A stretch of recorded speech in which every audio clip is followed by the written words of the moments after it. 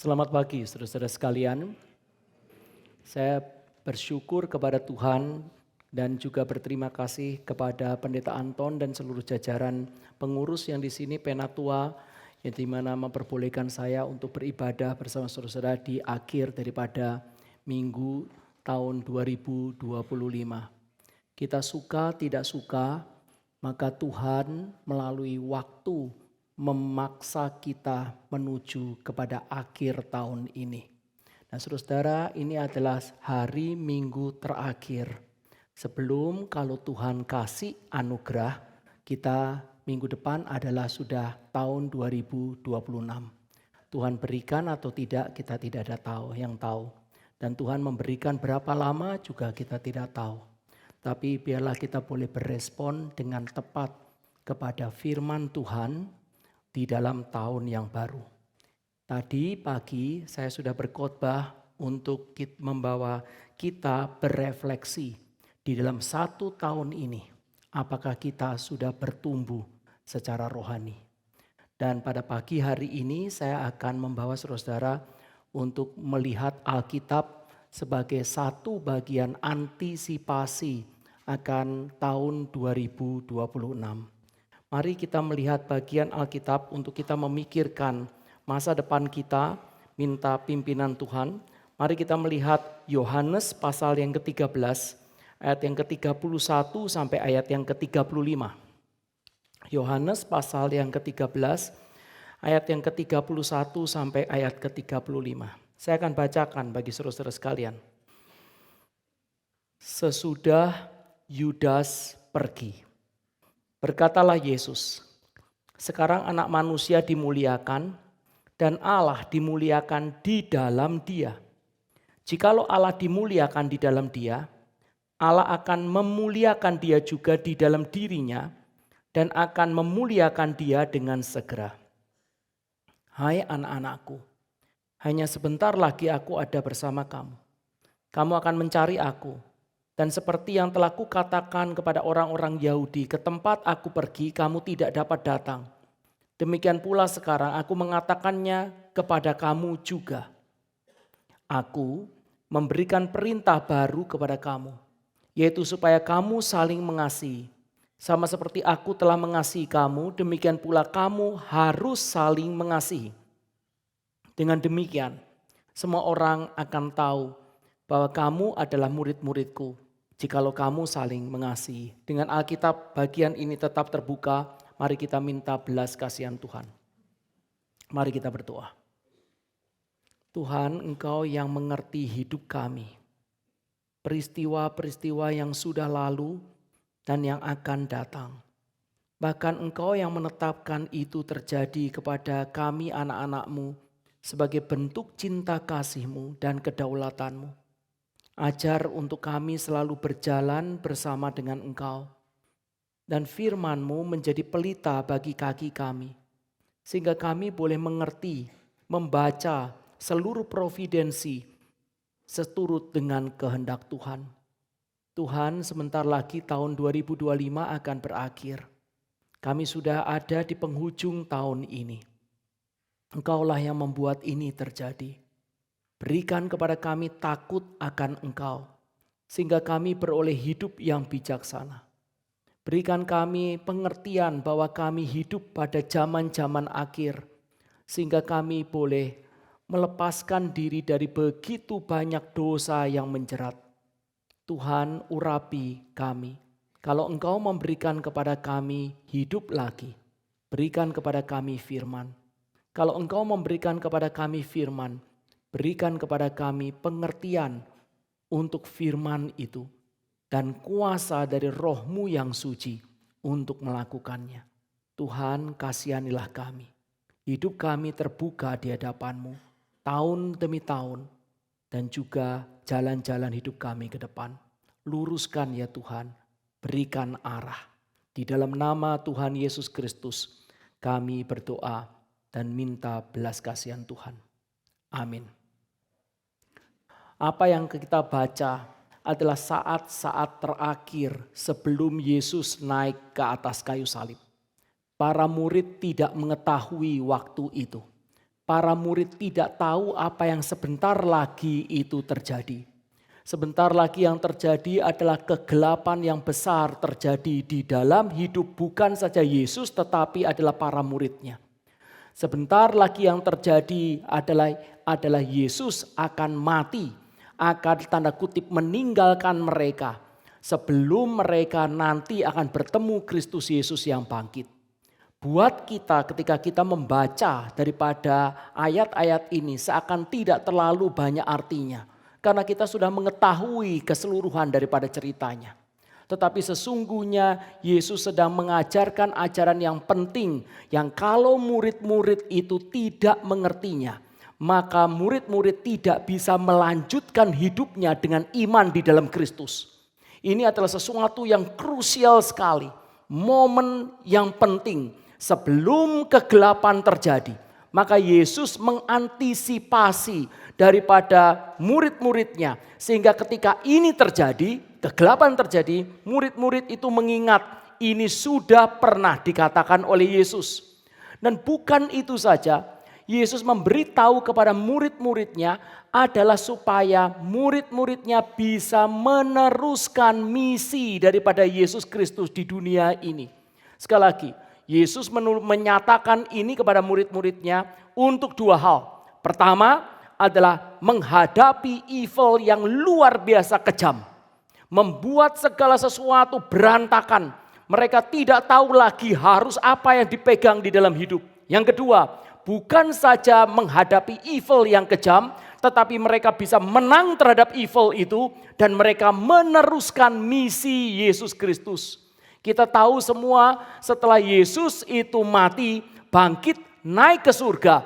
Maka seluruh misi Yesus diberikan kepada gerejanya melalui kuasa daripada Roh Kudus. Untuk dua hal ini, sekali lagi. Pertama, menghadapi segala sesuatu kegelapan di depan. Kedua, untuk misi itu tetap dijalankan. Maka Yesus mengatakan hal-hal ini. Masa depan kita tidak tahu apa yang terjadi. Kita mengharapkan segala sesuatu baik. Tahun 2026 kita mengharapkan ada pengharapan-pengharapan baik. Ada doa-doa yang baik yang kita panjatkan.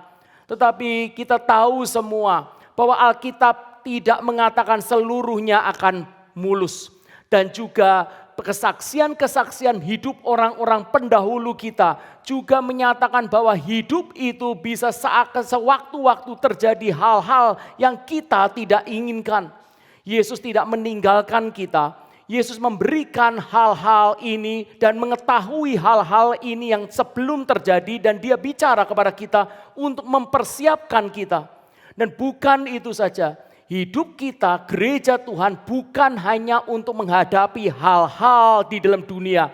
Hidup kita ada di dunia ini diberi umur oleh Tuhan adalah untuk menjalankan apa yang menjadi misi Yesus Kristus. Tidak ada gunanya hidup di dunia ini jikalau kita tidak menggenapi rencana Allah. Tidak ada gunanya saudara memiliki keluarga yang baik, uang yang banyak. Kalau kita tidak mentaati dan menjalankan kehendak Allah, misi Allah di tengah-tengah dunia. Saudara dan saya ditetapkan untuk hidup untuk satu hal. Menjalankan kehendak Allah, menggenapi misi yang Yesus Kristus berikan kepada kita. Untuk dua hal inilah, maka ayat-ayat ini dinyatakan Yesus kepada murid-muridnya. Dan marilah kita perhatikan ayat-ayat ini sebelum Yesus berkata kepada para muridnya, maka Yohanes yang menuliskan ini menuliskan satu kalimat, sesudah Yudas pergi.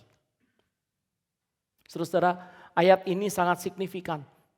Biar kita tidak banyak untuk memikirkan, sesudah Yudas pergi. Itu artinya apa? Ini adalah pelajaran yang hanya diberikan kepada murid-murid Yesus. Pelajaran ini hanya diberikan kepada saudara dan saya kalau saudara dan saya adalah sungguh-sungguh pemercaya yang sejati. Anak-anak kegelapan tidak berhak mendengarkannya. Anak-anak kegelapan tidak mampu mengertinya. Ini adalah providence, ini adalah pemeliharaan khusus dari Tuhan kita kepada kita. Saudara, Yesus mengatakan ini sebelum kegelapan yang besar itu terjadi. Guncangan yang hebat itu terjadi. Ini saudara, saya suatu hari pernah membaca ada satu dari kejadian seperti ini. Di satu bekas kebakaran hutan di Amerika. Jadi kebakaran hutan besar. Lalu kemudian maka setelah kebakaran itu selesai dan ada pemadam kebakaran yang memadamkannya dari udara, dari bawah semuanya. Lalu kemudian tinggal asap itu mengepul. Dan begitu pekat asap itu. Dan kemudian pemadam kebakaran mulai memikirkan bahwa mungkin sudah tidak ada titik-titik api. Maka mereka diutus untuk masuk untuk menjelajahi daripada asap yang tebal itu. Dan ketika seorang pemadam kebakaran menjelajahi daripada asap yang tebal dan kayu demi kayu yang sudah berguguran, pohon demi pohon yang sudah mengering, masuk dan benar titik-titik api sudah tidak ada. Asap itu mulai tidak lagi lebat. Tiba-tiba dia terdengar ada sesuatu yang aneh. Ada kicauan ciapan daripada anak burung di sekitar situ. Tidak mungkin itu saudara. Karena seluruhnya terbakar. Binatang apapun saja itu sudah mati. Tapi ada kicauan kecil daripada anak burung. Lalu kemudian pemadam kebakaran itu terus kemudian lihat apa? Di mana? Lalu kemudian dia teliti di tengah-tengah daripada asap yang mulai memudar tebalnya itu. Dia kemudian memperhatikan, oh ada satu dari pohon itu. Di pohon itu ada satu tempat di mana satu induk burung itu mengepakkan sayapnya dan kemudian terbakar. Dan suara itu muncul dari sana. Dia pakai daripada satu kayu itu, batang kayu, kemudian disentuh. Dan kemudian induk burung yang sudah mati terbakar itu jatuh.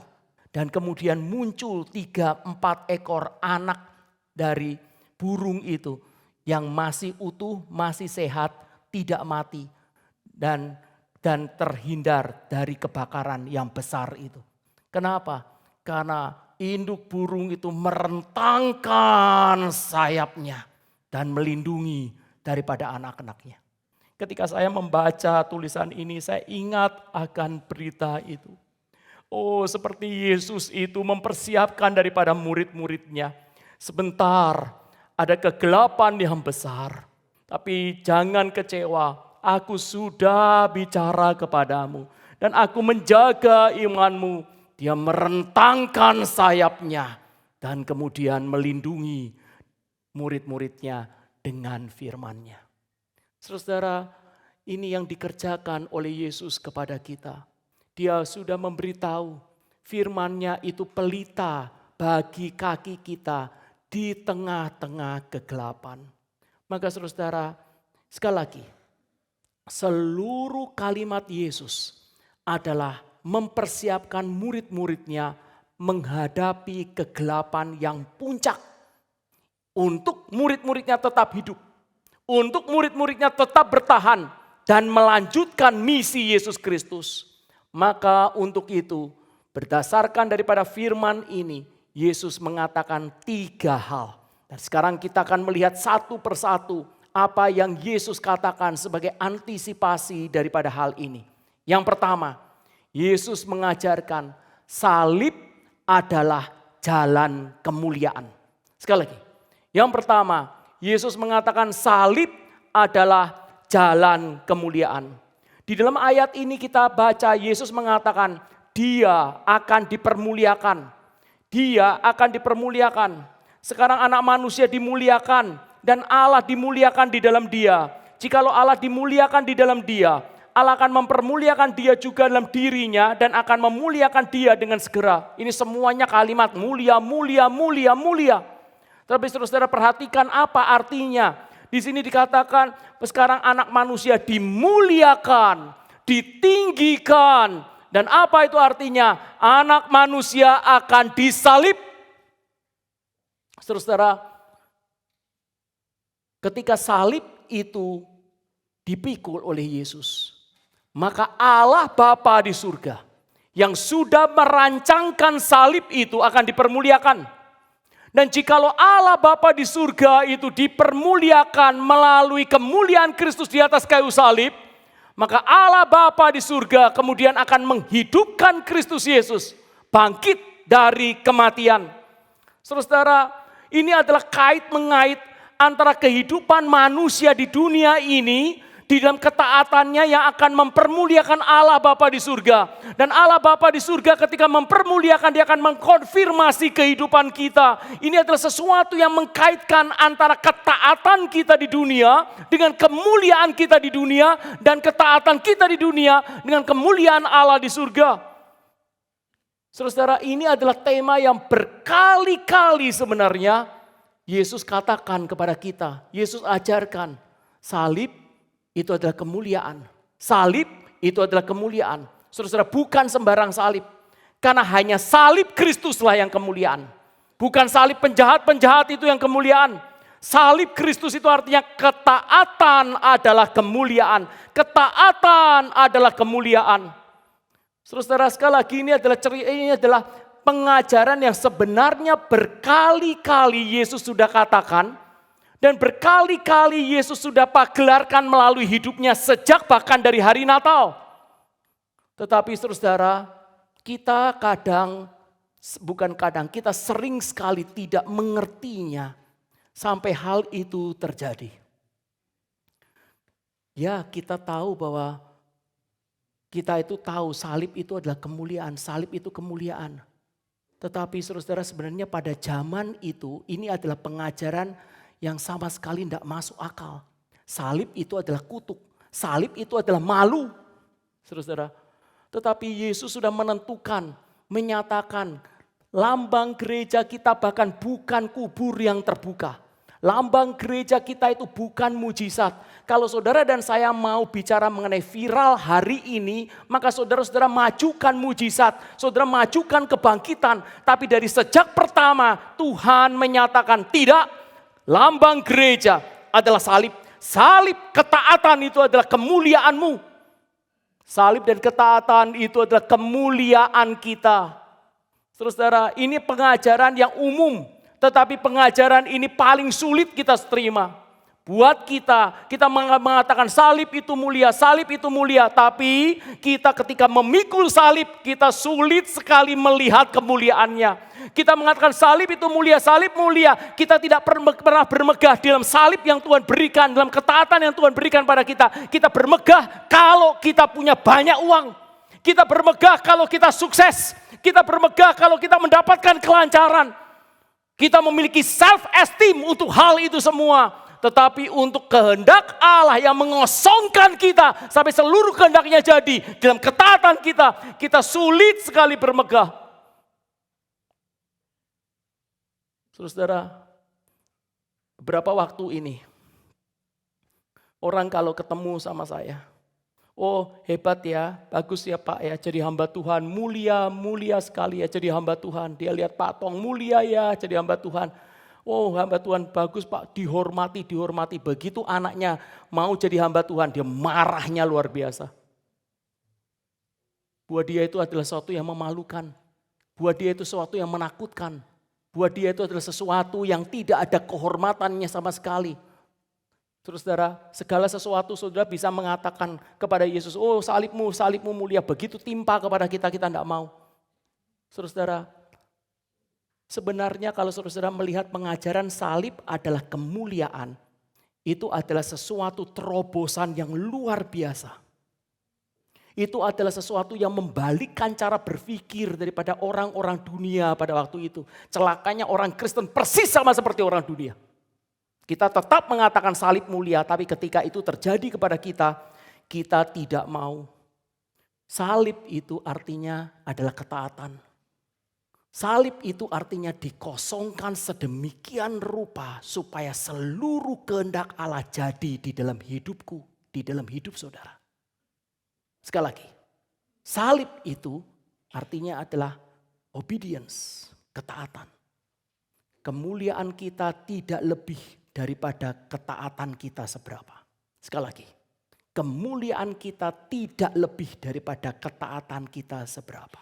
Adam dan Hawa sudah turun, sudah jatuh dari kemuliaan karena mereka tidak taat. Kristus itu mulia karena di kayu salib.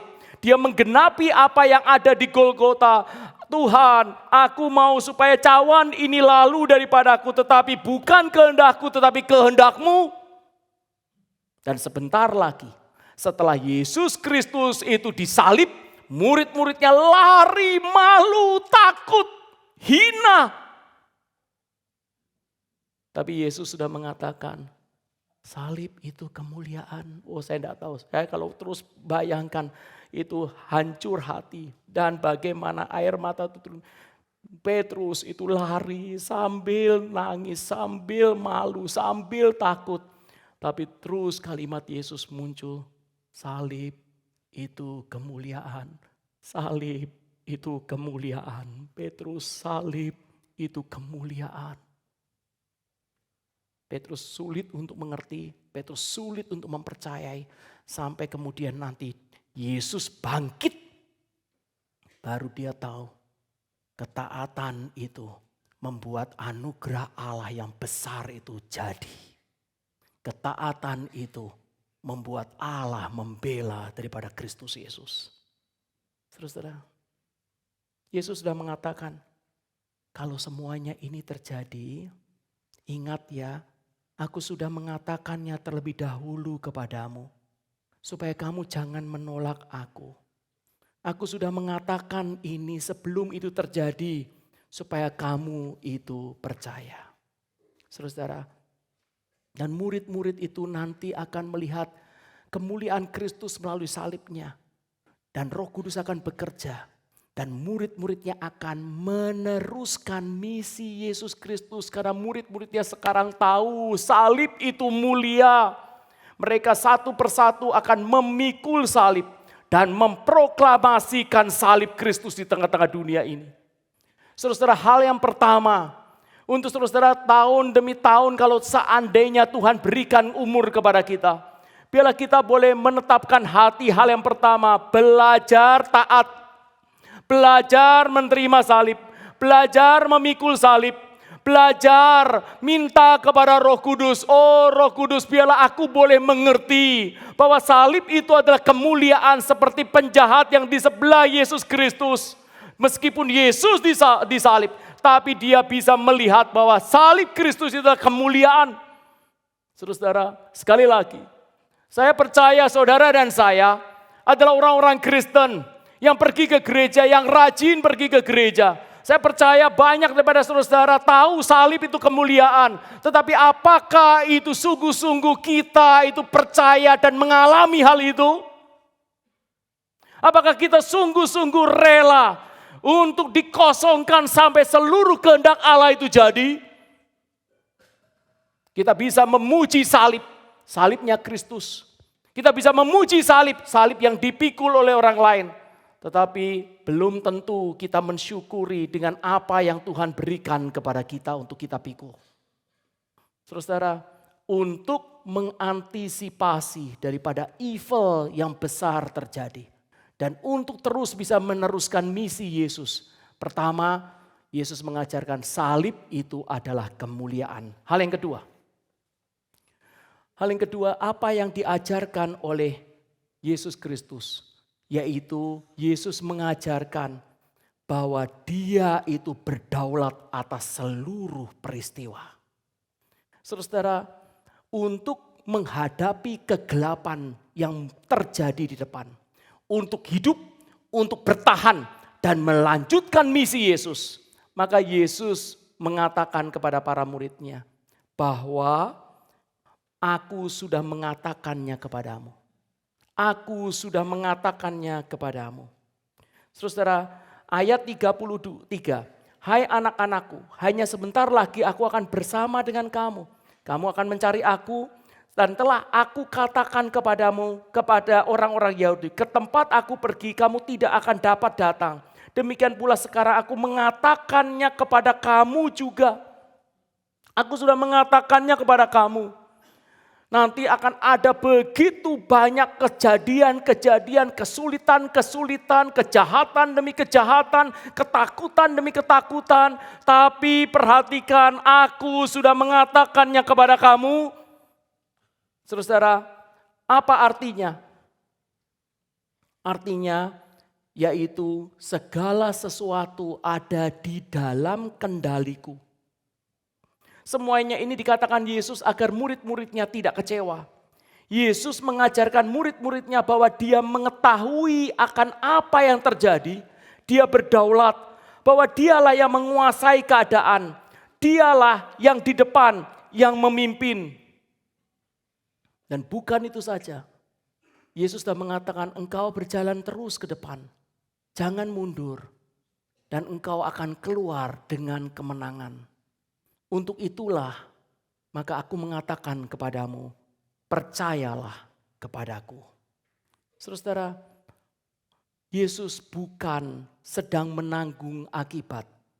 Dialah penyebab utama dari seluruh kejadian yang timpa kepada dia dan kepada murid-muridnya. Dia pula yang mengatakan kepada Yudas, apa yang kau mau perbuat, perbuatlah. Bukan Yudas yang berinisiatif di dalam seluruh kejahatan itu. Yesus yang melepaskan Yudas. Engkau mau perbuat, perbuatlah.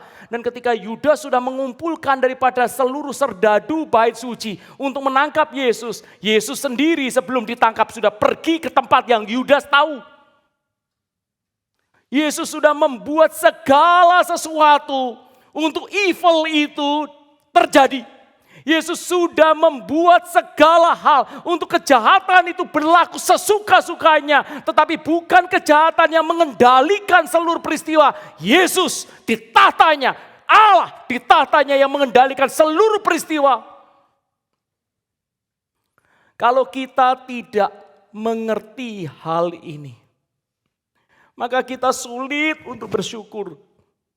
Kalau kita tidak mengerti providence itu apa, maka ketika hal yang buruk terjadi, kita akan kehilangan iman.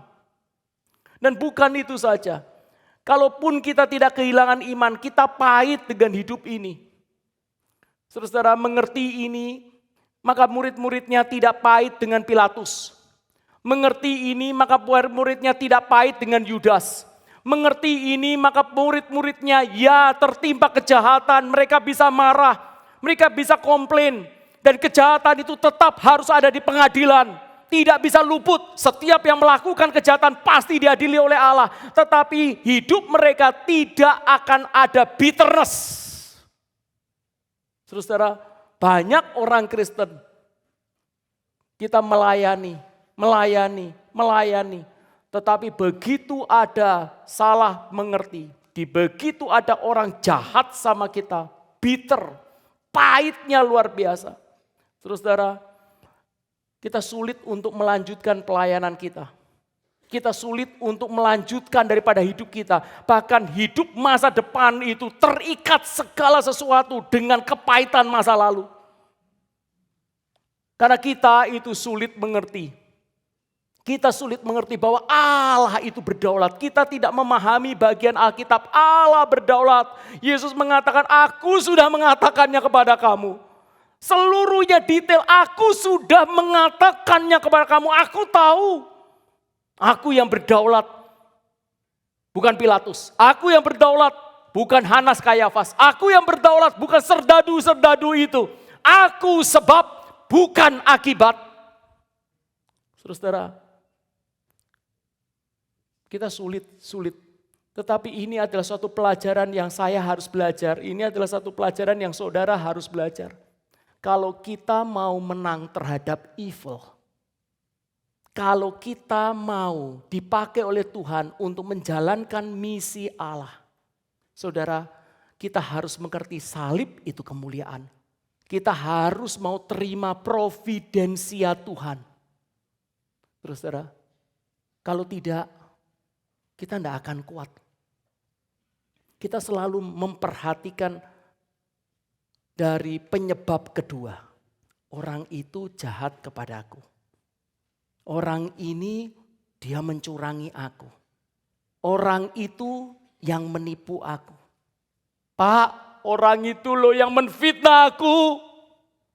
Tidak ada yang mau tahu semuanya. Dia menfitnah aku. Semuanya mata memperhatikan penyebab kedua. Orang itu, orang ini, orang itu, bapak ini, ibu ini. Penyebab kedua terus, penyebab kedua terus. Hati kita terikat di situ, kita mati di situ dalam kepahitan. Kita tidak bisa lagi menjadi orang yang bebas. Yesus mengatakan firman-Mu itu membebaskan.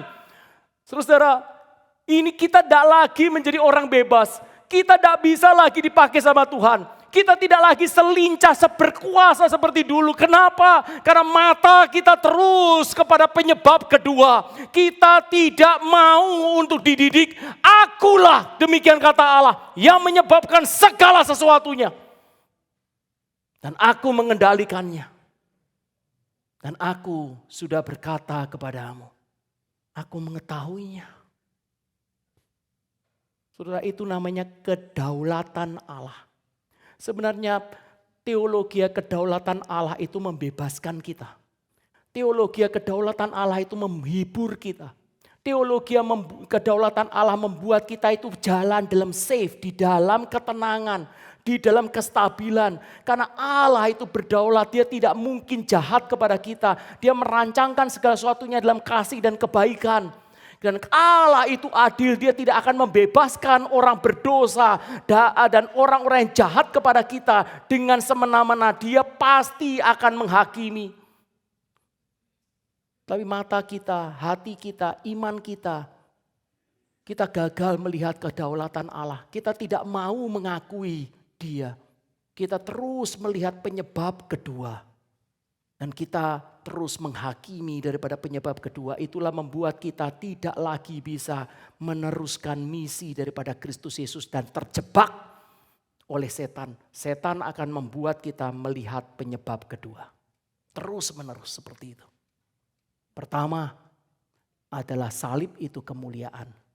Kedua adalah aku itu berdaulat. Allah itu berdaulat.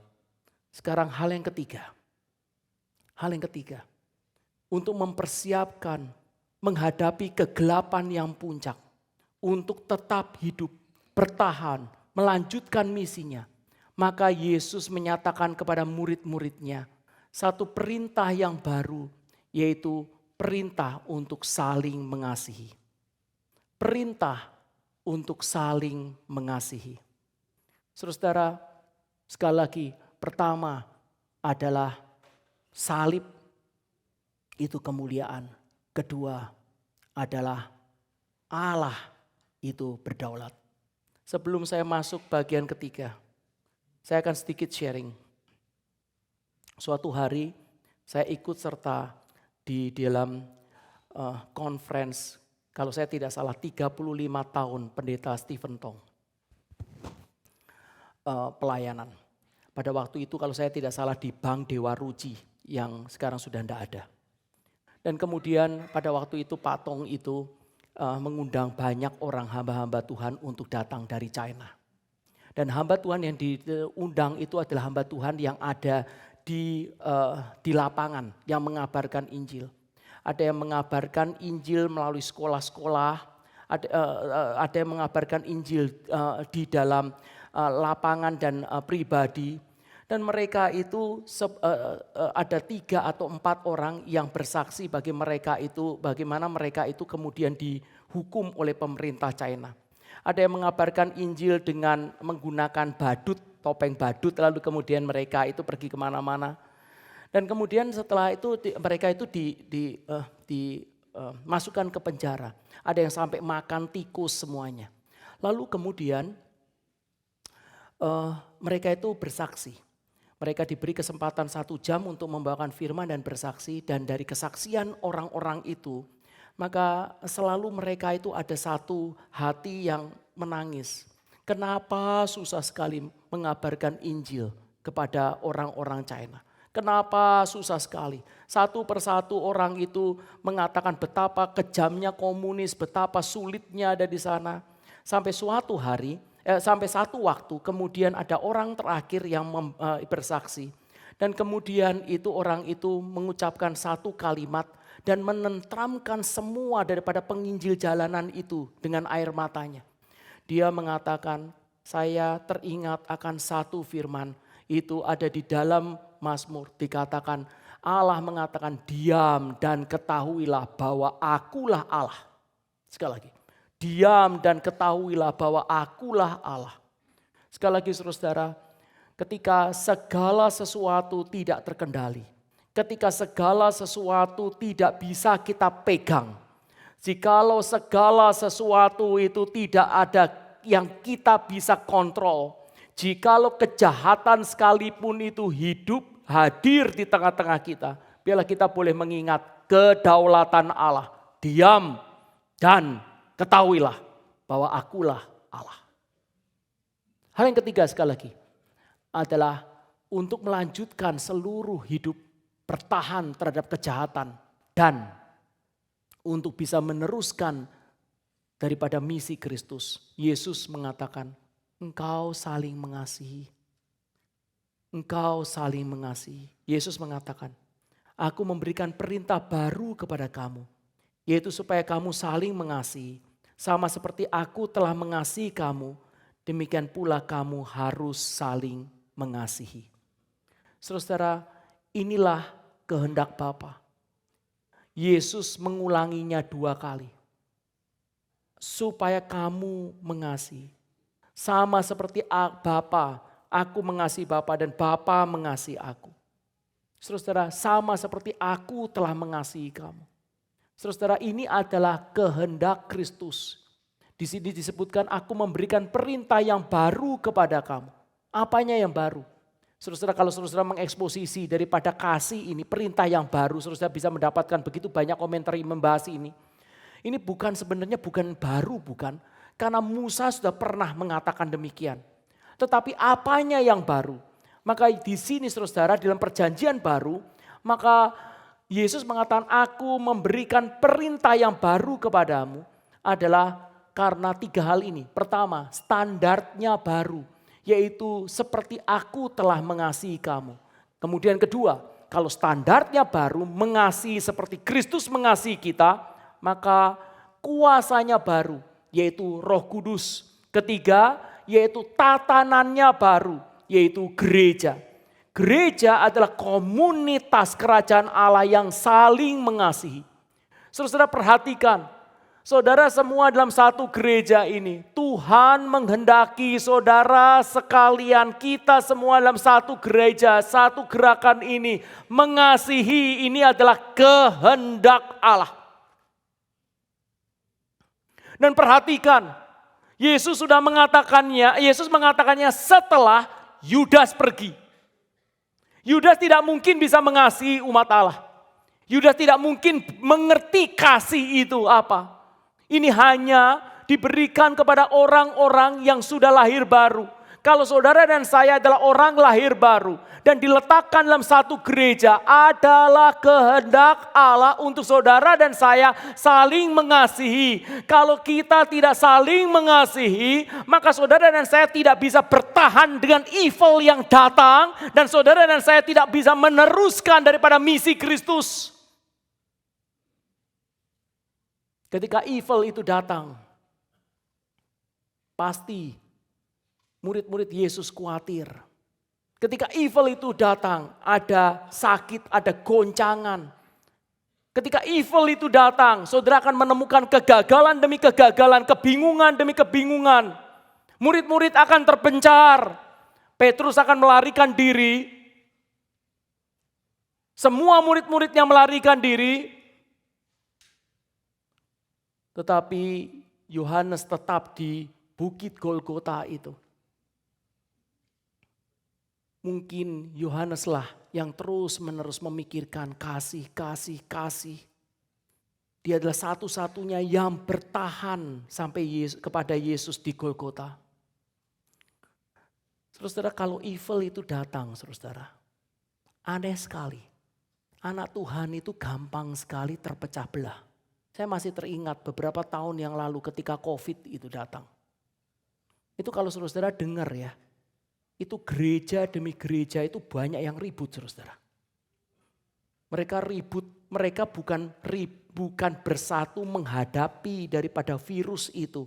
Mereka itu ribut saling menyalahkan, harusnya begini, orang itu ketularan, harusnya begini, terus ribut-ribut. Ada banyak daripada gereja-gereja yang saya dengar, majelis ada yang mengundurkan diri. Karena mesti polisinya seperti apa, bikin polisi yang tepat untuk menghadapi evil itu tidak mudah, saudara. Satu sama yang lain ribut. Saudara, kalau saudara ada sesuatu hal, apa saja kita tidak harap. Tapi kalau saudara pikirkan, kalau ada sesuatu hal yang terjadi, yang tidak baik terjadi dalam hidup kita. Pertama, langsung kita nyalahkan orang lain. Langsung kita pengennya pecah. Entah itu dalam keluarga, entah itu dalam gereja. Saudara, Yesus mengatakan saling mengasihi. Kalau saudara dan saya tidak mengampuni, saudara dan saya tidak mengasihi, tidak rela menerima, pasti pelayanan kita tidak akan sehat di depan. Pasti gereja kita tidak akan kuat di depan. Pasti evil akan mudah sekali memporak-porandakan gereja yang sebesar dan sebagus ini dengan doktrin yang sekuat ini. Saudara, kalau satu dengan yang lain tidak saling mengampuni dan tidak saling menerima, tidak ada kasih. Saudara, seluruh kekuatan ini tidak ada gunanya. Dan saudara dan saya tidak bisa meneruskan misi daripada Kristus Yesus. Gereja adalah komunitas baru yang menyatakan refleksi kasih Bapa kepada Kristus. Yohanes pasal 15 ayat 9 menyatakan seperti Bapa telah mengasihi aku, demikian juga aku mengasihi kamu. Tinggallah di dalam kasihku itu. Saudara, gereja adalah komunitas kerajaan Allah yang bergerak di tengah-tengah dunia, yang dilihat oleh dunia, yang memiliki satu hal yang tidak dimiliki oleh dunia, yaitu kasih. Yesus sendiri mengatakan, dengan demikian semua orang akan tahu bahwa kamu murid-muridku jikalau kamu saling mengasihi. Saudara, kontinuitas pelayanan Kristus di dunia ini hanya dapat dijalankan dengan gereja yang saling mengasihi. Saudara, 3 hal ini tidak mudah. Tapi 3 hal ini adalah yang Yesus ajarkan kepada kita. Kalau engkau mau bertahan untuk masa depanmu, kalau engkau mau dipakai oleh Allah, kalau misi Kristus itu masih mau kita kerjakan di tengah-tengah dunia, tidak bisa tidak. Perhatikan 3 hal ini. Pertama, salib adalah kemuliaan. Kedua, kedaulatan Allah. Allah yang berdaulat, jangan memperhatikan daripada penyebab kedua. Perhatikan siapa yang duduk di atas tahta. Ketiga, saling mengasihi. Aku perintahkan kepadamu, demikian kata Yesus.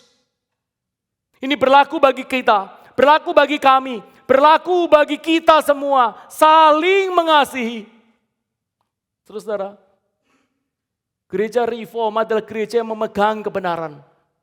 Tapi di tempat yang lain kebenaran, salah satu aspek daripada kebenaran yaitu saling mengasihi.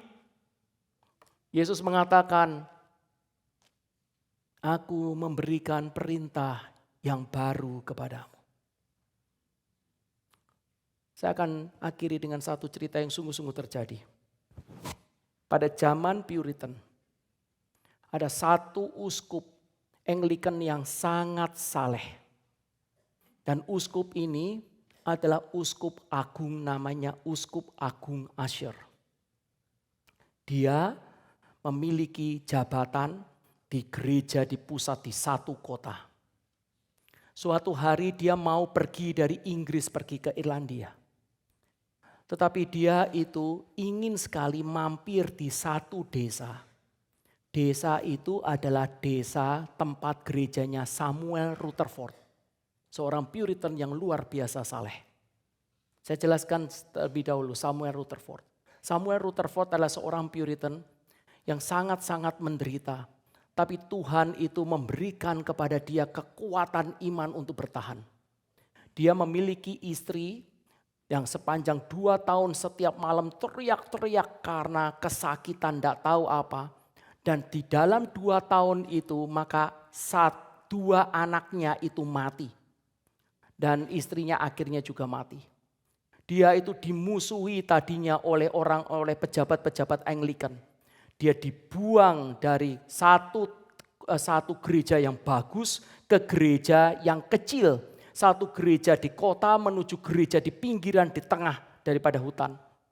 Tetapi Allah itu memang adalah Allah yang mengerti untuk kebaikan anak-anaknya. Samuel Rutherford, kalau saudara sekarang pelajari, saudara tidak mendapatkan tulisan-tulisannya ketika dia berkhotbah di tempatnya gereja yang besar. Saudara akan menemukan bukunya Letters from Samuel Rutherford. Itu adalah kumpulan daripada tulisan-tulisannya ketika dia ada di gereja kecil. Maka kemudian itu banyak jemaatnya di gereja besar itu mengalami kesulitan, kehilangan anak, kehilangan suami. Karena pada waktu itu wabah yang besar dan penderitaan yang besar. Tulis surat, minta konseling dan kemudian ditulis balik daripada jawaban biblikalnya oleh Samuel Rutherford. Dan itu kemudian menjadikan itu Tuhan memelihara letters itu, kumpulan surat-suratnya menjadi Letters of Samuel Rutherford. Itu adalah letters yang indah sekali, yang dalam sekali, dan saya sarankan kalau saudara memiliki kesempatan untuk membaca atau memiliki buku itu. Dari buku yang tebal daripada Letters of Samuel Rutherford, maka kemudian ada satu hamba Tuhan menggabungkan, mengkristalisasi kalimat-kalimat indah.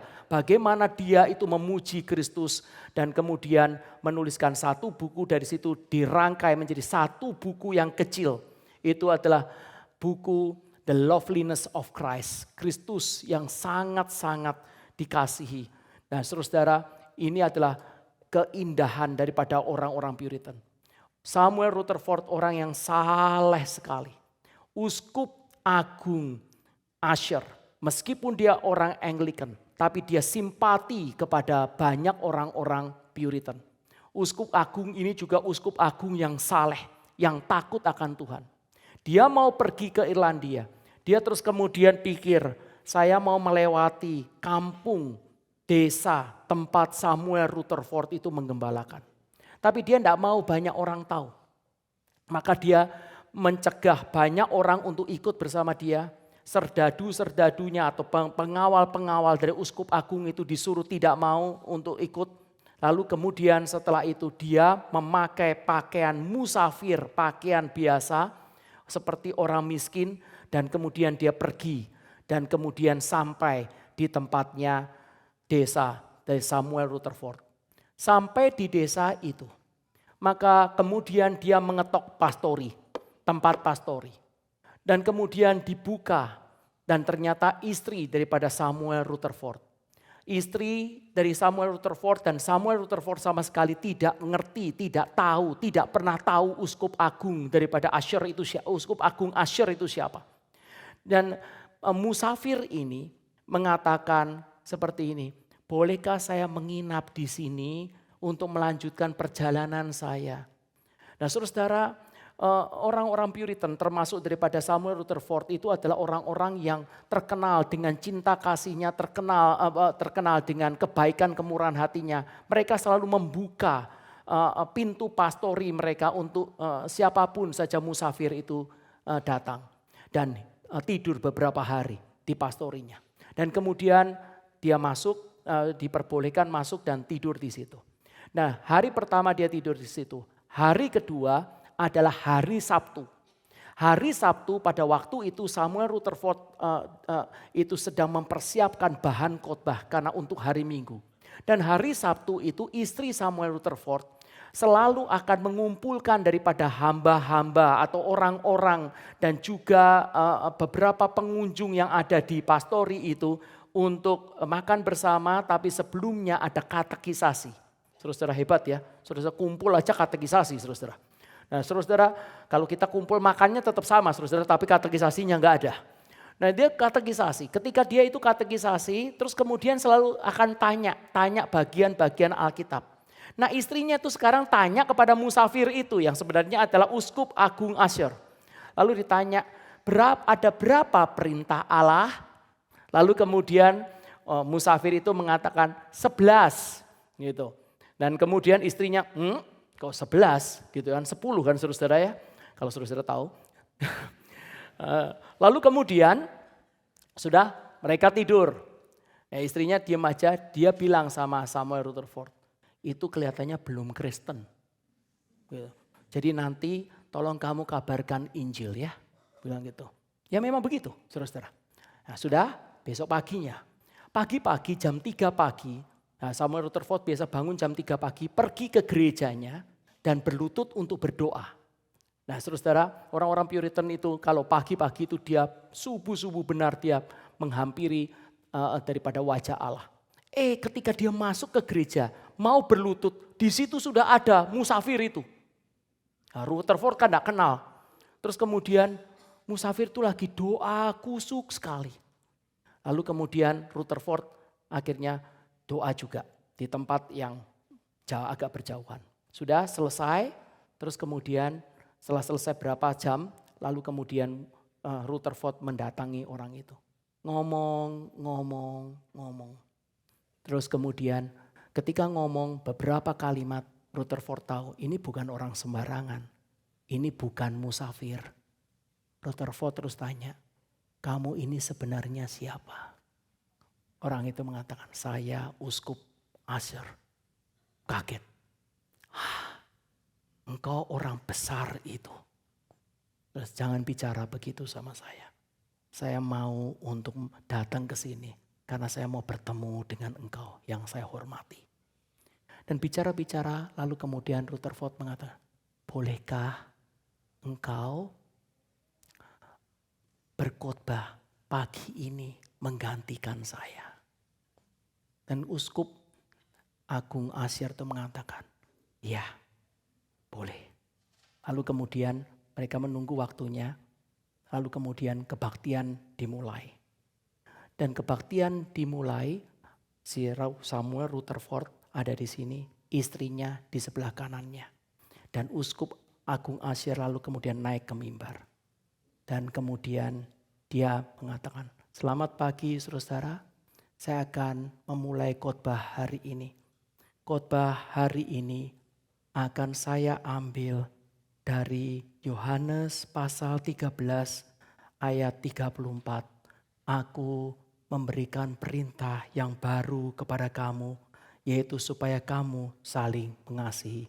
Samuel Rutherford langsung nyenggol daripada istrinya. Perintah ke-11.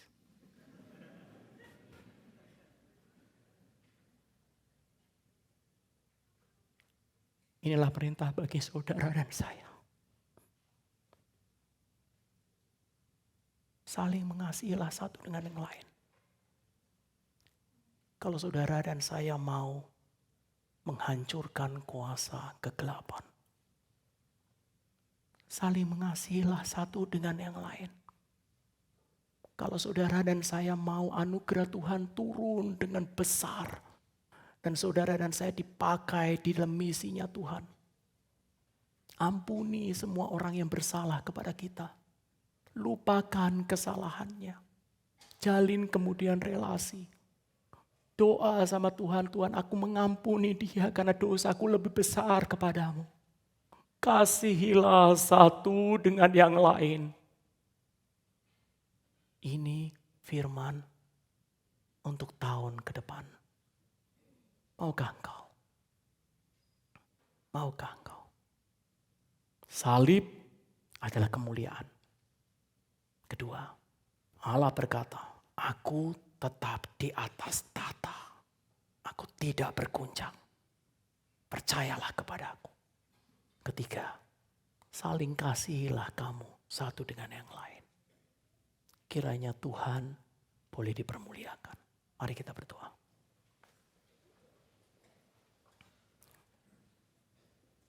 Tuhan terima kasih sekali lagi.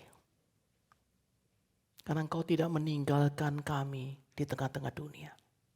Engkau memberikan kami roh-Mu. Dan Engkau memberikan kami firman-Mu. Menjadi pelita bagi kami berjalan di dalam kegelapan dunia ini.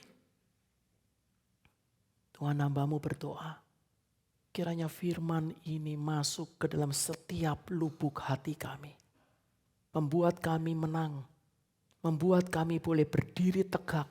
Yang terjatuh bahkan Kau tegakkan kembali dan kami boleh berjalan di dalam kuat kuasa-Mu. Satukan segala hal, relasi yang sudah terpecah. Dan tawar hati bahkan di dalam keluarga, di dalam suami istri. Tuhan, dalam orang tua anak, Tuhan berikan cinta itu makin mendalam. Di dalam gereja ini yang indah yang Engkau sendiri satukan. Tuhan tolong untuk setiap pelayannya, seluruh jemaatnya, seluruh hamba Tuhannya. Tuhan ikat di dalam kebenaran, di dalam kasih-Mu. Kami sungguh minta kasih sayang Tuhan. Terima kasih untuk umur yang Tuhan berikan, kesempatan sekali lagi. Kalau Tuhan berikan kami umur, kiranya Tuhan berikan kami firman. Kalau Tuhan berikan kami firman, kiranya Tuhan berikan kepada kami kuasa roh-Mu untuk kami boleh mengerti firman dan melakukannya. Tuhan kasihani Geri Kebun Jeruk, kasihani Pendeta Anton dan seluruh jajaran hamba Tuhan dan seluruh jajaran Penatua dan majelis yang ada, seluruh jemaat-Mu. Kasihanilah. Di dalam nama Tuhan Yesus Kristus kami berdoa dan kami minta belas kasihan Tuhan. Amin.